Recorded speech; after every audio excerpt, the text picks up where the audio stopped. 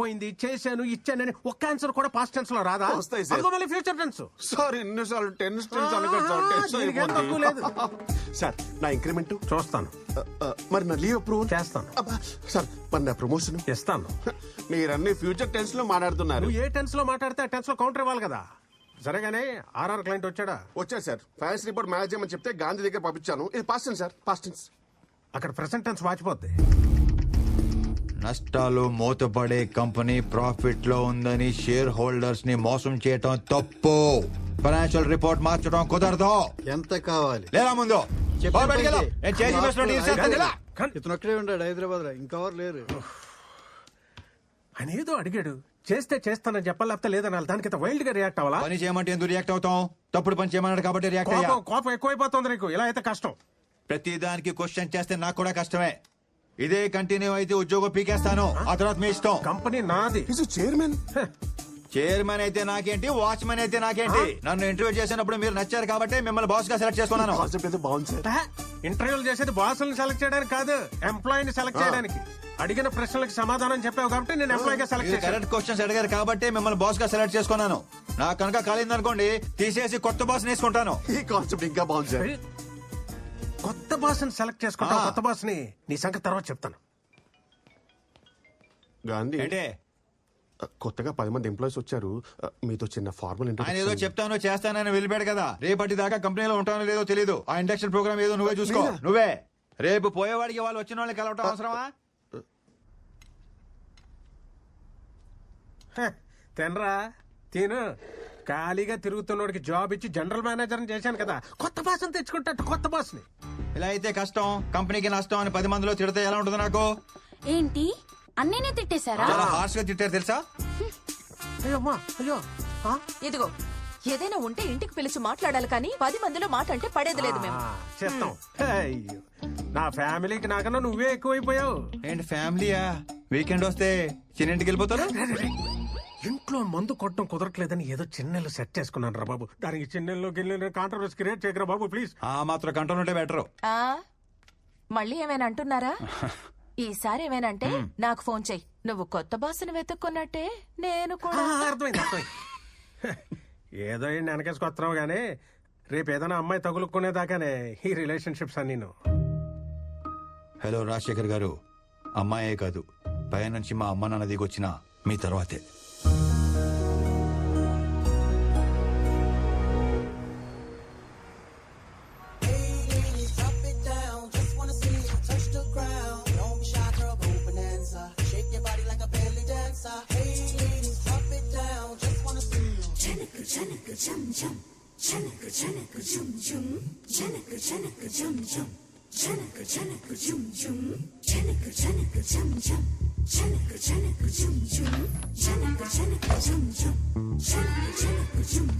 జాగ్రత్త బాయ్.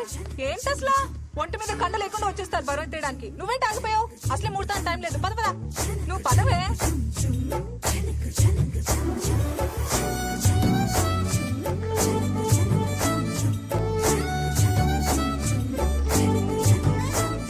దూరం మాది అసలే మడి ఆచారం.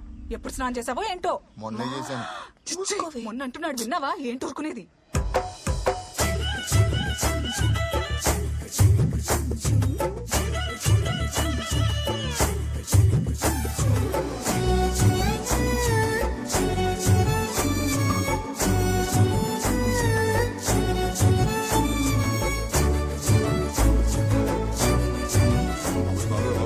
మామూలుగా లేదు, ఏదో చేసి పడేయాలి పడేయాలి పడేయాలి పడేయాలి పడేయాలి పడేయాలి పడేయాలి. అరే ఏమైంది బాబు? లే లే లే లే. అరే ఓకే, జాగ్రత్త. కూర్చో కూర్చో. ఒక్క నిమిషం. I will set it right. Breathe breathe breathe. Just one more time. ఓకేనా? ఏంటి గురుజీ, మీ చేతిలో ఏమైనా మ్యాజిక్ ఉందా? అంత మనం తినే ఆహారం బాబు. రా చెప్తా. చెప్పండి. మటను, చికెన్, మసాలాలు, మందు ఇవన్నీ మానేసి మొలకలు, పచ్చి కూరగాయలు తింటే మన బాడీ కంట్రోల్లో ఉంటుంది. ఎవరిని వదిలిందాం గురుజీ? పిల్లల్ని బాబు, పిల్లల్ని. ఇంతకీ నీకెంతమంది పిల్లలు? 2 అమ్మాయిలు 2 అబ్బాయిలు. ప్రస్తుతం నాకు పుట్టుబోయే పిల్లల తల్లిని వెతుక్కుని పని మీద ఉన్నాను గురుజీ. దొరికిందా? ఆల్మోస్ట్ దొరికేసినట్టే. పొద్దునే ఒక అద్భుతమైన ప్రకృతి స్త్రీని చూశాను. ప్రకృతి అంటే మామూలు ప్రకృతి కాదు గురూజీ. ఇలా మెడలా పైకెత్తి నడు ఇలా పక్కకి పెట్టి ఆ చీరకట్లో ఆ గ్యాప్ ఉంటుంది చూసారా, ఆ గ్యాప్ లో చేపెట్టి ఇలా నిలబడి ఉంటే ఆకాశం నుంచి నెలవంక కింది దిగినట్టుంది గురూజీ. అబ్బబ్బబ్బబ్బబ్బబ్బా, కవిత్వం, నెలవంక, ప్రకృతి, పోయిటరీ పొంకొచ్చేస్తుంది గురూజీ. ఆధార్ కార్డు లో కూడా అందంగా కనిపించే ఫేస్ అది. ఎవడో కన్నాడో కాని గురూజీ, మహారాజు కూడా ఏమంటాడు, పాపేమో కసక్కు, నేనైపోయా పసక్కు. పైగా లక్కేంటండి గురూజీ, పాప మన ఎదురు ఫ్లాటే. ఇంతకి నీ ఫ్లాట్ ఎక్కడ? రండి చూపిస్తాను. అది అదిగో కనిపించే డీ బ్లాక్ ఏమంది. మాది అక్కడేనే. ఎప్పుడో మంచి టైం చూసుకుని ఆ కసక్కని ఆ ఫ్లాట్ నుంచి ఫ్లాట్ లోకి ఫసక్క లాగేస్తాను. ఏంటంటే 304 తీసుకొచ్చాడు, కొంప తీసి ఆ కసకిటి కూతురా. ఇదే నా ఫ్లాట్ బాబు. చచ్చాను. ఇలా దొరికేసావేంటి? ఎదురింట్లో ఉండేది మనమేం తెలిస్తే వాగింది ఆడ కూతురు గురించి అని తెలుసు. హలో. నీదెక్కడ ఫ్లాట్? అంటే అది 1103 అంటే 11th ఫ్లోర్ పైన, బాగా పైన అనమాట. మీరు కనిపించారు కదండి. కన్ఫ్యూజ్ అయ్యా. వీడెవడో జంకీ గడ్లో ఉన్నాడు. బియర్ సీసాలు, పిజ్జా ముక్కలు, చికెన్ బొక్కలు. ఇలాంటి చెత్త తింటే దేనికి పనికి రాకుండా పోతాడు. Correct correct Guruji. ఇదేంటి దరిద్రం చుట్టూ వైఫై లా తిరిగేస్తుంది. హలో బాబు. సార్, నువ్వు ఇలా అడ్డమైన గడ్డి తినకుండా పొద్దునే మొలకొచ్చిన విత్తనాలు, 4 మిరియాలు వేసిన రసం తాగు. వేడి ఆరోగ్యం ఎలా ఉంటుందంటే నువ్వు చూడు. మిరియాల రసం, మొలకెత్తిన విత్తనాలు రేపటి నుంచి ఫిక్స్ గురూజీ. ఫిక్స్ ఫిక్స్ అంతే. మీరు లోపలికి వెళ్ళండి. మీరు లోపలికి వెళ్ళి చెప్తాను. నేను ఇవాళ నుంచే స్టార్ట్ చేస్తున్నాను. పైకి వెళ్ళి రసం తీసే పనిలో ఉంటాను. మీరు లోపలికి వెళ్ళండి. మీరు లోపలికి వెళ్ళండి చెప్తాను. పాలు పొంగిచ్చేసారా? జంకీ అనే పేరు నీకు భలే సెట్ అయిందిరా. నువ్వు ఎదురింట్లోనే ఉంటావు తెలిస్తే ఏంటి ప్రాబ్లం? బాగుంది, లక్షణంగా ఉంది, నచ్చింది అని 2 మొక్కలతో ఆపేస్తుంటే ఏ ప్రాబ్లం ఉండేది కాదు. తెలుగు షేక్స్పియర్ లా పాటలుగా వర్ణించారంట సార్. కరెక్టే. కసక్కు, కత్తి, ఫిగరు, ఓరు బాబోయ్ మామూలు ఊరు మాసం మాటలు కాదు. అప్పటికే పెద్ద ఇబ్బంది పడతానన్నాడు. ఆగేనా? ఆగలా, నోటి దోల. ఫ్లోలో X, double X, triple X dialogue కూడా సన్నీ లియోన్ స్విమ్ చేశాడు సార్. నీకున్న నోటి దొరదకి ఎక్కడో దగ్గర ఇరుకుంటావు తెలుసురా. అయినా నచ్చిన అమ్మాయిని అంత పచ్చిగా ఎలా వర్ణించగలిగేవరా? లోపల ఫీలింగ్స్ ఎవరికైనా పచ్చిగానే ఉంటాయి.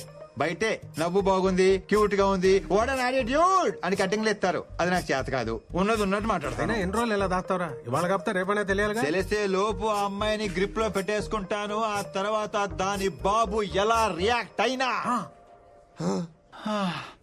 చూద్దాం. ఏమవుద్దో, ఎలా ఎండవుద్దో మరి. ఆర్థిక లావాదేవీలకు సంబంధించిన కొన్ని కీలకమైన పత్రాలు మీడియాలో బయటకు రావడంతో ఆ సంస్థ అప్పుల్లో కూరుకుపోయిందన్న ఊహాగానాల మధ్య ఆ కంపెనీ షేర్లు భారీ నష్టాన్ని చవిచూశాయి.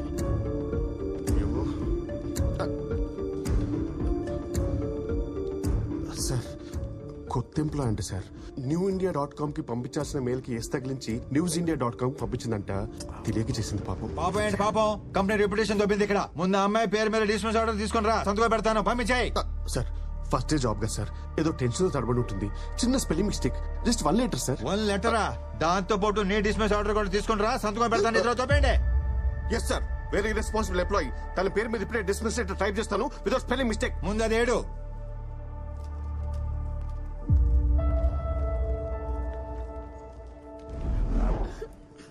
ఇప్పుడు నేను చాలా హ్యాపీ తెలుసా. జాబ్ పోతే హ్యాపీనా? జాబ్ పోయింది కానీ లైఫ్ దొరికింది. వాట్? ఇంటర్వ్యూ అప్పుడు క్యారెక్టర్ దొరికింది. అపార్ట్మెంట్ లో చేరినప్పుడు నేచర్ దొరికింది. ఇప్పుడైతే ఫ్యూచరే దొరికింది. ఇంకేం దొరికింది? క్యాబ్ దొరికింది. నాకు పిచ్చి దొరికింది. మీరు ప్యాక్ చేస్తుండండి, నేను ఇప్పుడే. ఏ బాబు, నువ్వేంటి ఇక్కడ? మీరేంటి గురూజీ ఎదురింటి నుంచి వస్తున్నారు? ఎందుకంటే నా ఇల్లు కాబట్టి. నువ్వే ఏదో కన్ఫ్యూజ్ అయినట్టు. అంతే అంతే అంతే. కన్ఫ్యూషన్ లో మీ ఇల్లు అనుకుని ఎదురింటి డోర్ కొట్టేస్తున్నాను. కన్విన్స్ అయ్యారా గురూజీ? కన్ఫ్యూజ్ అయ్యా. చెప్పానుగా ఇక్కడ నీచుడు ఉంటాడు, ఆ జంకిగడని. లోపల నుంచి సౌండ్స్ వస్తాయి కానీ మనిషి మాత్రం కనపడు. నువ్వురా మా ఫ్యామిలీని పరిచయం చేస్తాను రా. అలాగే. చంద్రకళ రా బాబు. నా భార్య చంద్రకళ, మా అమ్మాయి చిత్ర. అదే పొద్దున్న కలిసానన్నానే ఈ అబ్బాయి. నమస్కారం అండి. గురుజీ ఏంటి సామాన్యంగా అన్పాక్ చేయలేదా? అన్పాక్ చేసాం బాబు, మళ్ళీ ప్యాక్ చేయాల్సి వచ్చింది. ఏమిటయ్యా బాంబు పేలినట్టు రియాక్షన్? చిల్, అమ్మాయి జాబ్ పోయింది అంతే. ఎలాగో పెళ్లిడికి వచ్చింది కదా అబ్బాయి, ఊరెళ్ళిపోయి ఓ మంచి సంబంధం చూసి పెళ్లి చేసేద్దాం. తీసుకొడతాను. మిమ్మల్ని కాదు ఆ ఉద్యోగం తీసేసిన. అయినా ఎవరైనా ఇలాంటి అమ్మాయిని ఉద్యోగం తీసేస్తారేంటండి? ఎదవ ఎదవ ఎదవని మట్టి కొట్టుకుపోతాడు ముదనష్టపోయేదా. జస్ట్ స్పెల్లింగ్ మిస్టేక్ అండి, దానికి ఎవరైనా జాబ్ తీసేస్తారా? ఆ కంపెనీ పేరేంటి? RV consultancy. వాడెవడో జనరల్ మేనేజర్ అంట, మోహన్ గాంధీ అంట వాడి పేరు. దొంగ సచ్చినోడు. వాడిని కలిసి అప్పుడు చెప్తా వాడి సంగతి. వాడిని మాత్రం వదలొద్దు. గాంధీ పేరు పెట్టుకున్న బిన్లాడన్ అబ్బాయాడు. నా శాపం ఊరికే పోదు. లైఫ్ లో వాడికి ఏది కావాలో అది దొరకదు. తదాస్తు. అన్ని శాపాలు ఎందుకు లేని గురుజీ, వాడి పాపని వాడే పోతాడు. ఈ మాత్రానికి ఊరు వెళ్ళిపోవాలా? మా ఫ్రెండ్ కంపెనీలో జాబ్ ఉంది, రేపు మీ అమ్మాయి అక్కడ జాయిన్ అవుతుంది. మీరు ఇంకేం మాట్లాడకండి, ఇది ఫిక్స్. ఇంకేం వద్దులే బాబు. మా అమ్మాయిని ఊరికి తీసుకెళ్లి మంచి సంబంధం చూసి పెళ్లి ఫిక్స్ చేసేస్తా.